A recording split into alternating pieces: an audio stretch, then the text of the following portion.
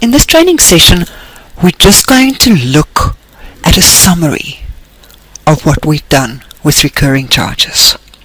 Now, we created recurring charges remembering that we've got to do the setup. We've got to go to company details, we've got to go to module parameters to set up your mail client and your export folder.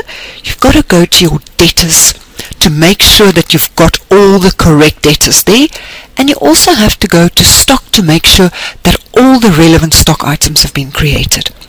Then you can come here and you can add a recurring charge. Remember, you can have more than one recurring charge, and you can have multiple debtors or a single debtor connected to that charge. We've spoken about global editing, we've spoken about filters, custom pricing, we've added, we've edited, we can even delete. We've spoken about all the reporting options. We've even mentioned that if you've made a mistake with the process, that you can reverse it. I've shown you when you process how to look at the faults, how to make sure that your fault reports and all your faulting options have been corrected.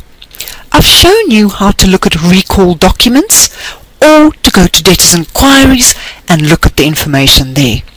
But what I want to just conclude with is to show you, if we go to an individual debtor and I say debtors maintenance, each debtor will have a recurring charge tab, and that specific charge that you've created that involved this customer will now show for you.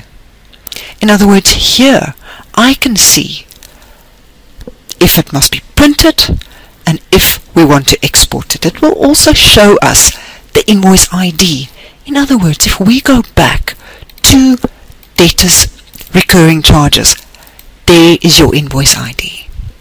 Also make sure that you always look at the last run date so that you don't run it again by accident or run it on an incorrect date. It will show your currency, it will show you your next run date, and it will say must it auto pay. Remember that when you look at the screen, you can always change your sort order as well. And that concludes recurring charges.